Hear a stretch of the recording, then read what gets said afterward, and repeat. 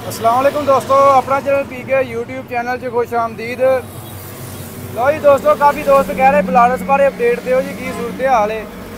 यह भाई होना लिया जी बलारस 2023 मॉडल जी, बलारस 510।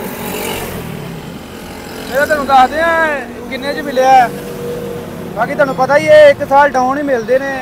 हम तकरीबन 2025 चल रहा ना, तो 1 साल डाउन मिलता है 2023 मॉडल जी।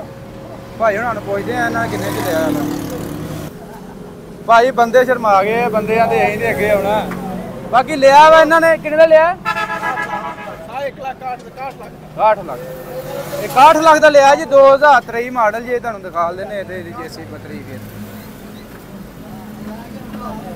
ਕਿੱਥੇ ਇਹਦੀ ਜੇਸੀ ਪੱਤਰੀ ਕਿੱਥੇ ਵਿਖਾਵਾਂ ਭਾਜੀ? ਕਿੱਥੇ ਲਿਖਿਆ 2023 ਮਾਡਲ? ਤੁਹਾਨੂੰ ਦਿਖਾ ਦਿੰਦੇ ਆ ਜੀ ਇਹਦੀ ਜੇਸੀ ਪੱਤਰੀ ਜਿਹੜੀ। ਆਹ ਲਓ ਜੀ, 510 57 HP ਮੇਡ ਇਨ ਬਲਾਰਸ। ਇਹ ਭਾਈ 61 ਲੱਖ ਦਾ ਲਿਆ ਜੀ, 2023 ਮਾਡਲ। ਕਾਫੀ ਦੋਸਤ ਕਹਿ ਰਹੇ ਬਲਾਰਸ ਵਾਲੇ ਦੀ ਅਪਡੇਟ ਦਿੰਦੇ, ਤੇ ਇਹ ਕੋਈ ਸਾਲ ਬਾਅਦ ਇੱਕ ਪੀਸ ਸੇਲ ਹੁੰਦਾ ਵਾ।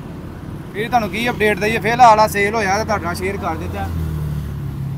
ਬਾਕੀ ਮਜ਼ੀਦ ਜਿਹੜਾ ਵਾ ਡਾਲਰ ਤਕਰੀਬਨ ਤੁਹਾਨੂੰ ਪਤਾ ਖਲੋ ਗਏ ਆਪਣੀ ਜਗ੍ਹਾ ਤੇ ਉਹ ਜੀ ਇਸੇ ਕਰਕੇ ਨਾ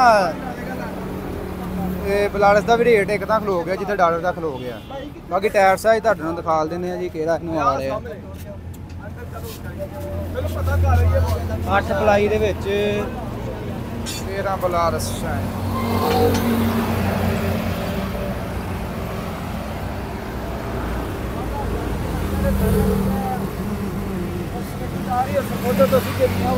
भाई साहब की हाल जी?